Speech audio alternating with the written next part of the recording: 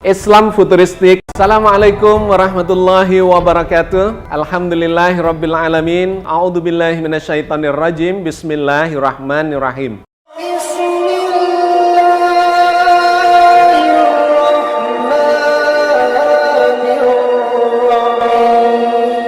Now IZC, pendidikan vokasi memegang peranan penting bagi pengembangan SDM Indonesia yang terampil di masa yang akan datang.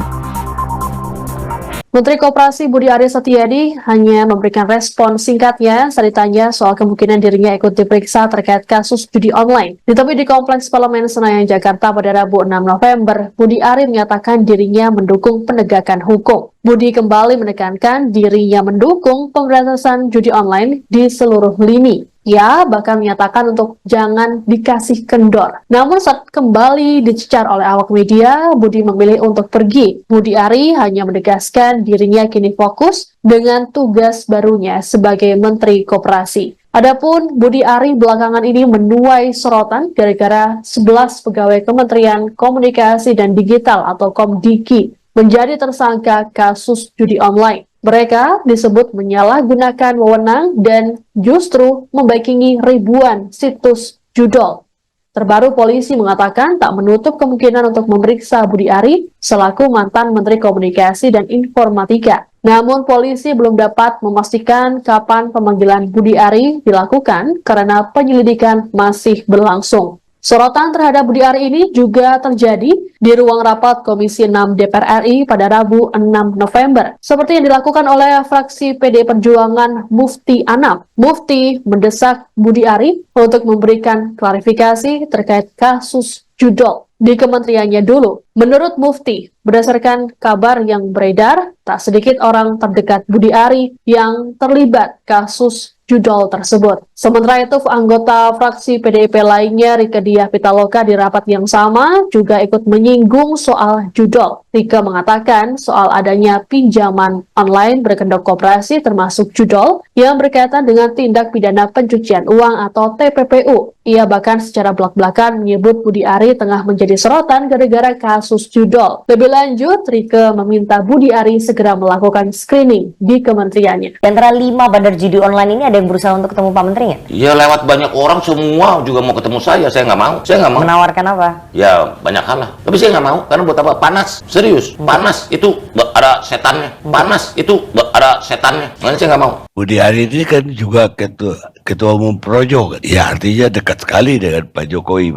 Artinya kalau dia mau tegur ya dari awal juga udah bisa dilakukan. Harus menurut ada hubungan nggak? Apakah Budi Ari terlibat di sini? Kita secara awam kita tidak tahu. Justru anak buahnya dialah yang justru jelas bermain. Dan ya kita nggak tahu lah soal aliran-aliran uang TPPU ini pasti sedang dalam pendalaman dari pihak kepolisian. Yang duitnya itu kalau kata PPATK itu sudah nyebar kemana-mana gitu. Hasil dari judi online ini. Masuk ke instansi-instansi juga ya Pak dan itu ya? Bahkan beberapa masuk ke pilkada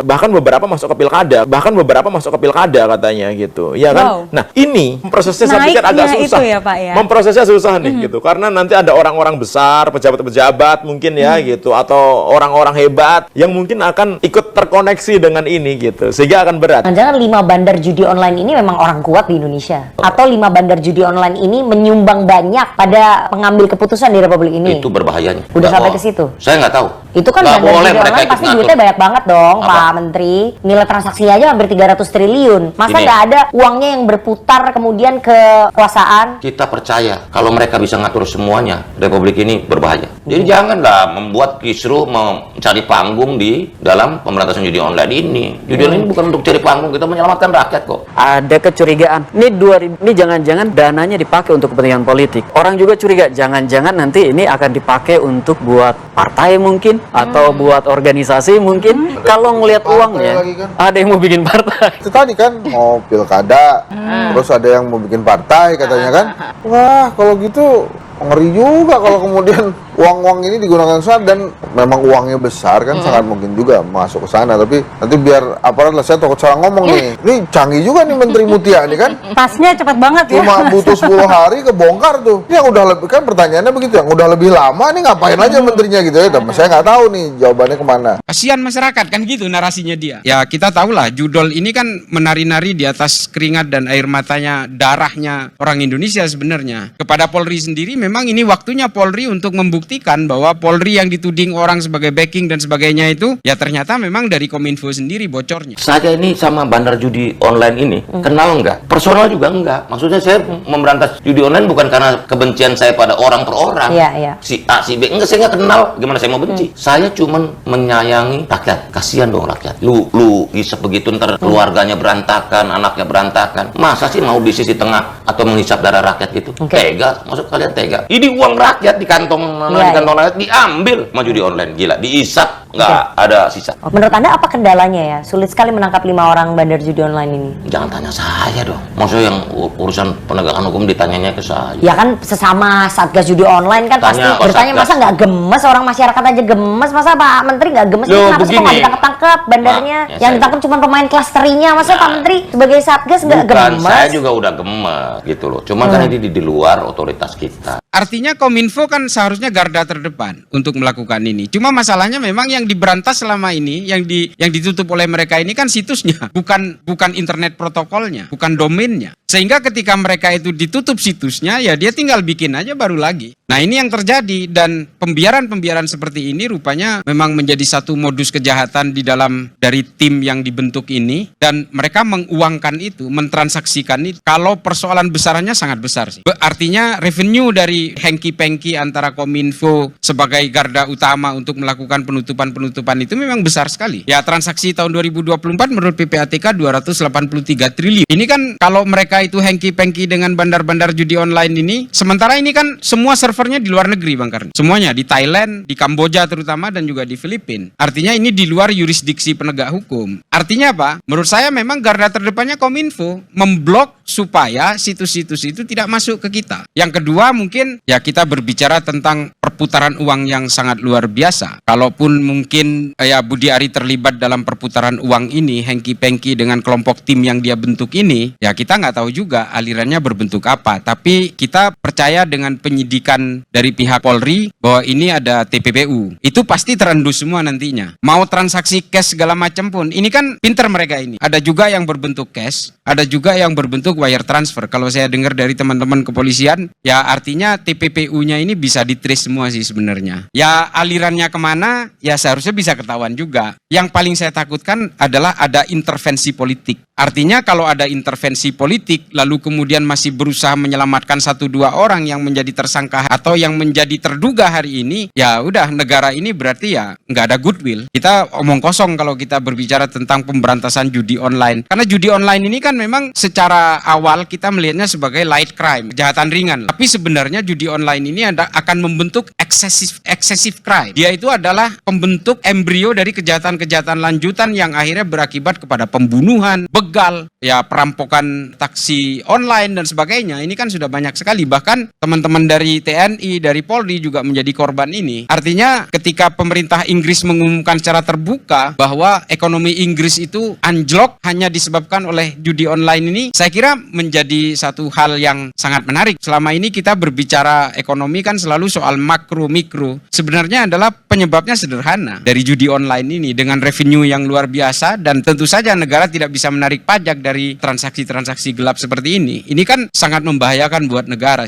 Ya, dan kalau sudah adiktif, dia akan satu paket dengan pinjol. Dan kalau kita berbicara tentang ekonomi secara mikro, ini akhirnya tergabung juga dengan TPPO, perdagangan orang. Ini orang-orang yang hari ini berangkat ke Kamboja bekerja menjadi operator judi online ini kan juga berangkat dari kemiskinan yang akut yang terjadi di sini, sehingga mereka menjadi operator di sana. Ini sangat kompleks sekali kalau berbicara tentang judi online ini. Makanya goodwill itu penting. Mantan Menkominfo Budi Ari Setiadi sepertinya makin terpojok karena banyak yang menanyakan kemana arah dana yang begitu besar yang mencapai hingga hampir 300 triliun ya. Dan ini dibahas juga oleh Bung Karni Elias di podcastnya Indonesia Liars Club. Bung Karni Elias juga mengait-ngaitkan antara Projo ya, Budi Ari kan sebagai ketua umum Projo, mengapa di saat itu Presiden Jokowi kok tidak langsung menegur atau mengambil tindakan. Dan bahkan yang bikin anehnya lagi, baru menjabat 10 hari Bu Mutia Hafid serasa hebat bener ini bisa langsung membongkar. Sementara yang menjabat lebih lama Budi Ari kemana aja kok sampai tidak terbongkar atau sampai tidak terungkap nih. Itu yang membuat kita bertanya-tanya dan semua masyarakat bertanya-tanya. Apakah memang dia ikut melindungi atau ikut menikmati, kita kan belum tahu. Kepolisian sedang mengungkap itu. Kepalanya dulu nih siapa? Yang menjabat di situ dulu kan Pak Budi Ari, jadi wajar kalau masyarakat tertuju tuduhannya itu ke sana.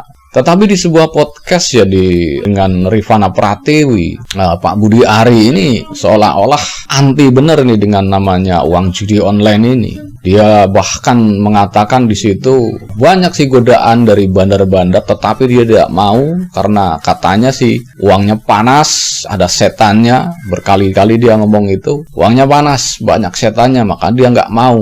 Dan dia juga selalu beralasan bahwa demi masyarakat, demi rakyat Indonesia memberantas judi online ini, tetapi tidak ada satupun bandar yang ditangkap. Dia mengungkapkan telah menutup sekitar 2,5 juta akun ataupun website ya. Tetapi tidak pernah diungkapkan ke masyarakat bahwa akun-akun ini nih yang sudah ditutup. Harusnya seperti itu. Begitu akun ditutup langsung nih di-share ke masyarakat. Jadi kan masyarakat bisa ngecek membuka akun tersebut. Apabila kalau memang sudah diblokir kan nggak bisa dibuka. Jadi harusnya seperti itu, transparan.